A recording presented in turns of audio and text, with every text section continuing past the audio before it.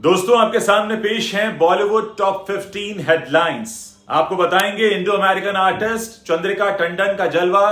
जानिए किस कैटेगरी में जीता ग्रैमी अवार्ड। उदित नारायण के बाद चर्चा में गुरु रंधावा का वीडियो, सेल्फी ले रही फैन ने किया किस, सिंगर का रिएक्शन हुआ वायरल। SSMB 29 की शूटिंग से ब्रेक लेकर मुंबई पहुंची प्रियंका चोपड़ा। बेहद खास है वजह, बताएंगे आपको आज के वीडियो में। संडे टेस्ट में भी फीकी रही शाहिद कपूर की देवा, जाने कितना रहा तीसरे दिन का कलेक्शन। एल्विश यादव और प्रिंस नरूला में हुई खतरनाक लड़ाई, रोडीज का वीडियो हुआ वायरल। हिरासत में थे नील नितिन मुकेश, एयरपोर्ट पर घंटों हुई थी पूछताछ, सालों बाद किया खुलासा। आलोकनाथ और श्रेयस तलपड़े के खिलाफ FIR दर्ज, 9 करोड़ रुपए की हेराफेरी का लगा आरोप। न पवन सिंह न निरहुआ यूट्यूबर के नए भोजपुरी वीडियो ने उड़ाया गर्दा, फैंस जमकर लुटा रहे हैं प्यार। करणवीर मेहरा ने विवेन डिसेना को बताया घमंडी, पार्टी में न बुलाए जाने पर हैं नाराज। बदन पर फैशन और आंखों में आंसू, रैंप पर वॉक करते हुए फूट फूट कर रोने लगी सोनम कपूर। खूबसूरत वादियों में दोस्तों संग मनीषा कोइराला का वेकेशन, शेयर किए कुछ स्पेशल मोमेंट्स। ममता कुलकर्णी 10 करोड़ रुपए देकर बनी थी महामंडलेश्वर, एक्ट्रेस ने रोते रोते बताया पूरा सच। हंटर सीजन 2 में दिखेगा सुनील शेट्टी और जैकी श्रॉफ का डबल एक्शन। अक्षय के लिए वरदान साबित हो रही स्काई फोर्स, 8वें दिन कर लिया 100 करोड़ी होने का दावा। बहन शिल्पा और फैमिली संग बर्थडे लंच पर पहुंची शमिता शेट्टी, स्टाइलिश लुक में लूटी महफिल। नमस्कार दोस्तों, मैं आज आपको बॉलीवुड की दुनिया की टॉप 15 हेडलाइंस बताने जा रहा हूं। आज बात करेंगे ग्रैमी अवार्ड्स में चंद्रिका टंडन के जलवे के बारे में। साथ ही बताएंगे अचानक क्यों मुंबई पहुंच गई बॉलीवुड की देसी गर्ल। आपको बताएंगे कैसे अक्षय के लिए वरदान साबित हो रही है उनकी लेटेस्ट रिलीज हुई फिल्म स्काई फोर्स, और क्यों फिर से चर्चा में आ गए हैं यूट्यूबर एल्विश यादव। खबरों में आज आपको बताएंगे कैसे संडे टेस्ट में फेल हो गई देवा और किस बॉलीवुड एक्टर को नहीं पहचान पाई थी न्यूयॉर्क पुलिस। साथ ही खबरों में है और भी बहुत कुछ, तो अंत तक आप हमारे साथ बने रहिए और साथ ही कमेंट करके बताते रहिए कि आगे और किन किन सेलिब्रिटीज के बारे में आप जानना चाहते हैं। दोस्तों, भारतीय अमेरिकी कलाकार चंद्रिका टंडन ने अपने एल्बम त्रिवेणी के लिए बेस्ट न्यू एज एम्बियंट या चैट एल्बम श्रेणी में अपना पहला ग्रैमी जीत लिया है। उन्होंने पहले भी ग्रैमीज में नॉमिनेशन हासिल किया था, लेकिन ये पहली बार है जब वो ट्रॉफी घर लेकर जाएंगी। अपने पार्टनर्स दक्षिण अफ्रीकी बांसुरी वादक वाउटर केलेमन और जापानीज सेलिस्ट एरू मात्सुमोतो के साथ चंद्रिका ने अवार्ड हासिल किया है। चंद्रिका पूर्व पेप्सिको CEO इंदिरा नुई की बड़ी बहन है। जी हां, ग्रैमी अवार्ड्स 2 फरवरी को लॉस एंजलिस के Crypto.com एरेना में आयोजित किए गए। चंद्रिका टंडन यहां इंडियन ट्रेडिशनल अटायर में दिखाई दी। उन्होंने खूबसूरत रेशमी सलवार सूट पहना था। अपने इस लुक को उन्होंने नेकलेस के साथ पूरा किया। वो भारतीय मूल की उन कुछ कलाकारों में से एक हैं जिन्हें अलग अलग कैटेगरीज में नॉमिनेशन दिया गया था। उदित नारायण पिछले कुछ दिनों से अपने एक वीडियो को लेकर सुर्खियों में हैं, जिसमें वो अपनी एक फीमेल फैन को किस करते नजर आए थे। अब फेमस पंजाबी सिंगर गुरु रंधावा का भी एक वीडियो सोशल मीडिया पर छाया हुआ है, जिसे देखने के बाद यूजर्स ने उदित नारायण को एक बार फिर से निशाने पर ले लिया। उदित नारायण इन दिनों हर तरफ छाए हुए हैं। हाल ही में इनका एक वीडियो वायरल हुआ जिसमें वो अपने लाइव शो में एक फीमेल फैन के होंठ चूमते नजर आए। वहीं कुछ अन्य फीमेल फैंस को भी उदित नारायण किस करते हुए दिखाई दिए। इस वीडियो के बाद उदित नारायण की आलोचना भी हुई। उदित नारायण अपनी इस हरकत को फैंस की दीवानगी बताते हुए अपना बचाव करने की कोशिश कर चुके हैं और अपने बयानों से और भी कई विवाद खड़े कर चुके हैं। और इसी बीच पंजाबी सिंगर गुरु रंधावा का भी एक वीडियो वायरल हो रहा है। ये वीडियो भी एक फैन ने उनकी किस करने की हरकत पर बनाया है, लेकिन इस पर सिंगर ने जो अपना रिएक्शन दिया उसे लेकर उनकी तारीफ हो रही है। गुरु रंधावा का वीडियो देखने के बाद कुछ लोगों ने उदित नारायण को यह सीख देने की कोशिश की कि उन्हें अपने फैंस की दीवानगी का जवाब किस अंदाज में देना चाहिए। वीडियो में एक फीमेल फैन गुरु रंधावा को स्टेज पर जाकर गिफ्ट देती है और फिर उन्हें हक करती है। इसके बाद सिंगर की यह फैन उनके साथ सेल्फी की रिक्वेस्ट करती है और सेल्फी लेते लेते सिंगर के गाल पर किस करती है। इस पर सिंगर फैन से अपनी दूरी बना लेते हैं और यही वो बात है जो लोग कह रहे हैं कि उदित नारायण को भी उस महिला से अपनी दूरी बना लेनी चाहिए थी जिन्होंने उनके गाल पर किस किया। बात करते हैं प्रियंका चोपड़ा की। भारत की उन गिनी चुनी हीरोइंस में शुमार हैं जिन्होंने देश में ही नहीं बल्कि विदेशों में भी अपार फैन बेस हासिल किया है और ग्लोबल स्टार के तौर पर अपनी एक अलग पहचान बनाई है। प्रियंका को फैशन, बर्फी, मैरी कॉम और ऐसी कई बड़ी फिल्मों में अपने अभिनय के लिए जाना जाता है। बॉलीवुड में जबरदस्त सफलता हासिल करने के बाद भी अब प्रियंका हॉलीवुड में अपना परचम लहरा रही हैं और लंबे समय से वो किसी बॉलीवुड फिल्म में नजर नहीं आई थी। उनके फैंस उनकी भारत वापसी का इंतजार कर रहे थे और पिछले कुछ दिनों से प्रियंका को भारत में देखा जा रहा है। उनकी अगली जो फिल्म है SSMB29, इसकी शूटिंग चल रही है और इस बीच उन्हें मुंबई के एक प्राइवेट एयरपोर्ट पर भी स्पॉट किया गया। मुंबई वापस आकर प्रियंका अपने फैंस का दिल खुश कर रही हैं, दिल जीत रही हैं। कुछ समय पहले भारत लौटी थी और अब खबर यह है कि वो राजमौली की आने वाली फिल्म SSMB29 की शूटिंग कर रही हैं। इस बीच उनका एक कैजुअल लुक सामने आया है। व्हाइट लुक में प्रियंका काफी ग्लैमरस लग रही हैं। उन्होंने व्हाइट शॉर्ट्स के साथ इसको पोस्ट किया है और इसी के साथ उन्होंने अपने व्हाइट कैप और सनग्लासेस के साथ अपने लुक को कंप्लीट करके एक नई तरह का आगाज किया है और ये बताने की कोशिश की है कि वो बॉलीवुड छोड़कर कहीं गई नहीं है। असल में वो अपने भाई सिद्धार्थ की शादी के लिए मुंबई आई हैं।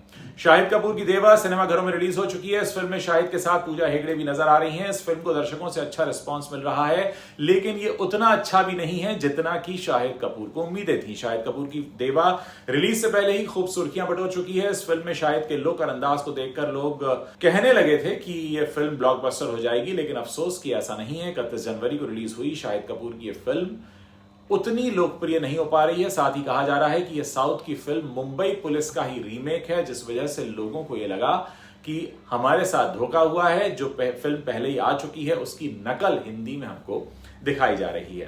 देवा के पहले दिन की शुरुआत सिंगल डिजिट के साथ हुई थी, लेकिन शनिवार को इस फिल्म की कमाई में थोड़ी तेजी आई। अब रिलीज के तीसरे दिन यानी रविवार को देवा ने पहले से बेहतर कलेक्शन किया। आपको बताते हैं रविवार के दिन देवा का कलेक्शन कितना रहा। तो रविवार के दिन शाहिद की देवा का कलेक्शन करीब 5.5 करोड़ रुपए का रहा, लेकिन दूसरे दिन फिल्म की कमाई में तेजी आई थी। दूसरे दिन देवा ने 6 करोड़ 40 लाख की कमाई की थी और अब इंडस्ट्री ट्रैकर है सैकनेल किसने तीसरे दिन यानी रविवार की कमाई के भी शुरुआती आंकड़े जारी कर दिए हैं, जिसके अनुसार देवा ने रिलीज के तीसरे दिन बॉक्स ऑफिस पर 7 करोड़ 15 लाख का कलेक्शन किया है और इसी के साथ देवा की 3 दिनों की कमाई 20 करोड़ के आसपास पहुंच गई है। 3 दिनों में देवा ने करीब 19 करोड़ 5 लाख रुपए का कलेक्शन कर लिया है। शाहिद कपूर की देवा को रिलीज हुए 3 दिन हो चुके हैं, लेकिन अब तक फिल्म डबल डिजिट में बिजनेस नहीं कर पाई है, जबकि शाहिद कपूर और पूजा हेगड़े की फिल्म को उम्मीद थी, इस फिल्म से काफी उम्मीद थी कि ये बड़ा बिजनेस करेगी। बहरहाल न तो देवा से शाहिद के करियर को फायदा होता दिख रहा है और ना ही लोग अब इस फिल्म को देखने जाना पसंद कर रहे हैं, क्योंकि लोगों को पता चल चुका है कि ये फिल्म जो है वो मुंबई पुलिस का रीमेक है। रोडीज 20 इन दिनों जबरदस्त चर्चा में बना हुआ है। रणविजय सिंह के शो का नया शो जो आया है ये काफी होश उड़ा देने वाला एक प्रोमो भी लेकर आया है। सोशल मीडिया पर काफी तहलका मचा है। ये अपकमिंग जो एपिसोड है काफी ड्रामा से भरपूर है, क्योंकि रिया चक्रवर्ती की वजह से एल्विश यादव और प्रिंस नरूला के बीच एक बड़ी लड़ाई हो जाएगी। जी हाँ, ये दिखाया गया इसमें। रोडीज 20 का नया एपिसोड ड्रामा, झगड़े और विवादों से भरपूर है। रोडीज 20 के प्रीमियर एपिसोड में जहां एक से बढ़कर एक कॉन्टेस्टेंट्स एंट्री कर रहे हैं, वहीं इस शो का नया शॉकिंग प्रोमो सामने आया है, जिसने सभी के होश उड़ाकर रख दिए हैं। प्रोमो में प्रिंस नरूला और एल्विश यादव के बीच झड़प देखने को मिल रही है। ये सब तब होता है जब एल्विश ने एक कॉन्टेस्टेंट के लिए रिया चक्रवर्ती के साथ मिलकर काम करने का फैसला किया, जिसे प्रिंस अपनी टीम में चाहते थे, लेकिन इस बात पर दोनों में पहले बहसबाजी होती है और बाद में जो होता है उसे देखकर गैंग लीडर्स भी हैरान रह जाते हैं। MTV रोडीज डबल क्रॉस 20 के निर्माताओं ने यह नया वीडियो शेयर करके हलचल मचाई हुई है, जिसमें दिखाया गया है कि प्रिंस नरूला और एल्विश यादव के बीच क्या हुआ था। प्रिंस ने एल्विश से कहा, मुंह पे भाई मत बोलो, पहले भाईचारे की बातें करता है फिर पीछे से खेलता है। वहीं प्रिंस के बयान सुनने के बावजूद एल्विश ने अपना फैसला नहीं बदला। उन्होंने रिया चक्रवर्ती के साथ काम करने का फैसला करते हुए प्रिंस से बहस की, जिससे नरूला और भी नाराज हो गए। प्रिंस ने उनसे कहा कि बाहर ऐसे ही करता है, इसका सिस्टम वहीं तक चलता है। वीडियो के अंत में दोनों को बहस करते और सीढ़ियों पर हाथापाई करते हुए देखा जाता है। ये देखकर शो के होस्ट रणविजय सिंह और गैंग लीडर नेहा धूपिया, रिया चक्रवर्ती सबके सब चौंक जाते हैं। अगली खबर नील नितिन मुकेश के बारे में। उन्होंने बताया कि कैसे भारतीय पासपोर्ट होने के बावजूद एक बार उन्हें न्यूयॉर्क एयरपोर्ट पर रोक लिया गया था और उन्होंने बताया कि वो उस स्थिति से कैसे बाहर निकले थे। हाल ही में उनकी फिल्म हिसाब बराबर OTT प्लेटफॉर्म ZEE5 पर रिलीज हुई है। बॉलीवुड एक्टर नील नितिन मुकेश अक्सर किसी न किसी वजह से पहले भी सुर्खियों में रह चुके हैं। बॉलीवुड से लेकर साउथ तक कई फिल्मों में वो विलन और हीरो का रोल निभा चुके हैं। और आज भी अपने लुक्स और एक्टिंग स्किल्स के कारण सुर्खियों में बने रहते हैं। वो इन दिनों Z5 की फिल्म हिसाब बराबर को लेकर चर्चा में है। इसमें उनके अलावा आर माधवन और रश्मि देसाई भी लीड रोल में हैं। खलनायक के किरदार में बॉक्स ऑफिस पर धमाका करने वाले नील किसी पहचान के मोहताज नहीं है, लेकिन एक समय ऐसा भी आया जब उनका स्टारडम भी काम का नहीं रहा और उन्हें न्यूयॉर्क एयरपोर्ट पर 3 घंटे तक पूछताछ के लिए रोक लिया गया। न्यूयॉर्क एयरपोर्ट पर फिल्मी दुनिया से जुड़े सितारों को लेकर कुछ न कुछ नया सुनने को जरूर मिलता है। अब नील नितिन मुकेश से जुड़ा भी एक हैरान करने वाला किस्सा आया है, जब एयरपोर्ट पर मौजूद अधिकारियों ने उन्हें हिरासत में ले लिया।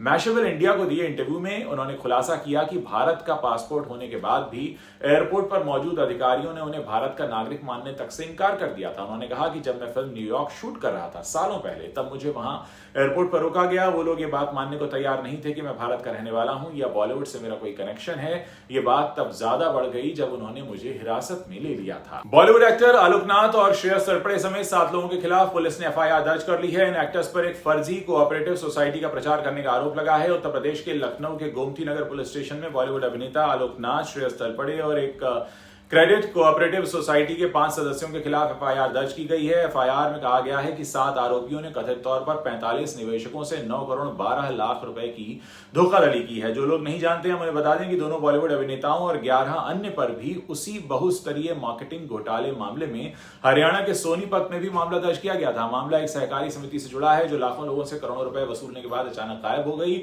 ये सोसाइटी पिछले 6 सालों से लोगों से पैसे वसूल कर रही थी, लेकिन जब लोगों ने अपने पैसे वापस मांगे तो उसके संचालक फरार हो गए। मीडिया रिपोर्ट्स के मुताबिक इन दोनों अभिनेताओं ने सोसाइटी की निवेश योजनाओं का प्रचार किया था, जबकि एक अन्य अभिनेता सोनू सूद भी इसके एक कार्यक्रम में मुख्य अतिथि के तौर पर शामिल हुए थे।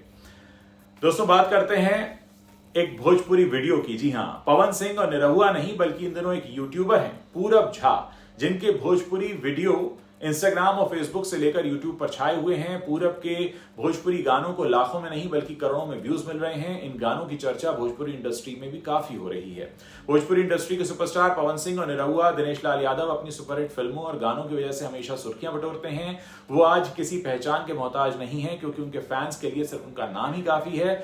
लेकिन मैं आपको बता दूं कि इन दोनों को पीछे करते हुए इस समय एक यूट्यूबर है पूरब झा। इन्होंने भोजपुरी इंडस्ट्री में एंट्री कर ली है। इस सिंगर ने इस इंडस्ट्री को हिलाकर रख दिया है। हाल ही में रानी चैटर्जी ने भी पूरब झा की तारीफ की और उनका नया भोजपुरी गाना अपनी इंस्टा स्टोरी पर शेयर किया। यूट्यूबर पूरब झा के वीडियोस भोजपुरी इंडस्ट्री में काफी सुर्खियां बटोर रहे हैं। बिग बॉस 18 के विनर करणवीर मेहरा का कहना है कि विवेन डिसेना अपने बारे में एक राय रखते हैं। उन्होंने विवेन डिसेना द्वारा उन्हें इंस्टाग्राम पर अनफॉलो करने की खबरों पर भी प्रतिक्रिया दी और साथ ही पार्टी में न बुलाए जाने पर भी खुलकर बात की। बिग बॉस 18 के दौरान करणवीर मेहरा और विवेन डिसेना के बीच नोकझोंक देखने को मिल जाती थी, जो अब घर के बाहर भी चल रही है। अब करणवीर मेहरा ने विवेन डिसेना के बारे में अपने विचार साझा किए हैं। हालांकि शो में दोनों ने दोस्त के रूप में शुरुआत की थी, लेकिन दोनों के बीच अच्छी बॉन्डिंग देखने को मिली थी, लेकिन शो के दौरान एक दूसरे के वो दुश्मन बन गए। इस बीच एक इंटरव्यू में करणवीर ने विवेन डिसेना के बारे में खुलकर बात की। उनसे जब पूछा गया कि क्या उन्हें लगता है कि विवेन को अपने प्रोफेशनल स्टेटस पर घमंड है, तो उन्होंने जवाब दिया कि विवेन को अपने बारे में एक राय है और वो अपनी एक राय रखते हैं जिसमें कुछ भी गलत नहीं है। करणवीर ने रियलिटी शो के बाद विवियन और उनकी पत्नी नौरन अली द्वारा उन्हें अपनी पार्टी में इनवाइट न करने पर भी अपना रिएक्शन दिया। सिद्धार्थ करण के साथ बातचीत में करणवीर ने कहा कि विवियन को वैसे ही घमंड है, पता नहीं किस चीज का, पर वो है उनको जरूर। उनकी अपने बारे में एक राय है जो वो बनाकर रखते हैं और अगर वो इस प्रोफेशन नहीं होते तो वैसे ही होते जैसे कि वो आज हैं और मुझे उनमें कुछ भी गलत नहीं लगता। सोनम कपूर लंबे समय से किसी फिल्म में नजर नहीं आई हैं, लेकिन किसी न किसी वजह से वो सुर्खियों में रहती हैं। पिछले दिनों सोनम कपूर सब्यसाची की 25th एनिवर्सरी के मौके पर आयोजित हुए एक इवेंट में दिखाई दी और अब एक बार फिर सोनम कपूर चर्चा में हैं। सोनम का एक वीडियो वायरल हो रहा है जिसमें वो रैंप पर चलते हुए काफी इमोशनल लग रही हैं। सोनम रैंप पर चलते हुए अचानक से रो पड़ती हैं, फिर हाथ जोड़कर आगे निकल जाती हैं। उनके इस वीडियो पर यूजर्स तरह तरह के रिएक्शन दे रहे हैं। अपने बेबाक फैशन के लिए मशहूर सोनम कपूर ने कल रात दिल्ली के पास गुरुग्राम में दिवंगत डिजाइनर रोहित बाल को एक जो फैशन इवेंट समर्पित किया था वहां पर रैंप वॉक किया और ये वीडियो वहीं का है जहां पर वो गुड्डा यानी रोहित बल को याद करके रो रही हैं। आप जानते हैं कि रोहित बल का निधन अचानक 1 नवंबर 2024 को 63 साल की उम्र में हो गया था, जिसके बाद फैशन इंडस्ट्री में काफी मातम पसर गया। ममता कुलकर्णी की बात करते हैं। आपकी अदालत में बात करते हुए ममता ने अपनी फाइनेंशियल कंडीशन के बारे में बात की। उन्होंने कहा, मेरे पास 10 करोड़ क्या 1 करोड़ भी नहीं है, मेरे बैंक अकाउंट सीज कर दिए गए हैं, सरकार ने सब कुछ सीज कर दिया है। आपको मालूम नहीं कि मैं किस तरह से रह रही हूं, मेरे पास पैसे नहीं है, मैंने बहुत त्याग किया है, किसी से उधार लेकर 2 लाख रुपए दिए, वो भी जो गुरु को दक्षिणा देनी होती है इसलिए दिए गए थे। ये बोलते हुए ममता काफी इमोशनल हो जाती है, उनके आंसू छलक पड़ते हैं। आगे उन्होंने कहा कि मेरे 3 अपार्टमेंट्स बहुत खराब हालत में हैं, उनमें दीमक लग गई है क्योंकि वो पिछले 23 सालों से बंद पड़े हैं। मैं जिस फाइनेंशियल क्राइसिस से गुजर रही हूं उसके बारे में तो मैं बात भी नहीं कर सकती। बॉलीवुड एक्टर सुनील शेट्टी की एक्शन पैक्ड सीरीज हंटर के सीजन 2 का फैंस को बड़ी बेसब्री से इंतजार है। सीरीज के पहले पार्ट को काफी पसंद किया गया, वहीं अब मेकर्स ने हंटर सीजन 2 की अनाउंसमेंट करते हुए इसका टीजर जारी कर दिया है, जिसे देखकर फैंस काफी एक्साइटेड हैं और अब इसकी रिलीज का इंतजार किया जा रहा है। हंटर सीजन 2 का टीजर काफी पसंद किया गया है। अक्षय कुमार और वीर पहाड़िया स्टारर स्काई फोर्स 24 जनवरी को सिनेमाघरों में रिलीज हुई थी। देशभक्ति से भरी इस फिल्म को गणतंत्र वीकेंड पर रिलीज होने का भरपूर फायदा मिला। अच्छी शुरुआत के बाद इसका ओपनिंग वीकेंड ठीक ठाक रहा, लेकिन खबरें ये भी आई कि इस फिल्म के टिकट पर काफी सारे फ्रीबीज बांटे जा रहे थे, इसलिए लोगों ने इसके टिकट्स को खरीदा। कई जगह से खबरें ये भी आई कि टिकट इसका 400 रुपए का था और उस पर आपको 380 रुपए तक का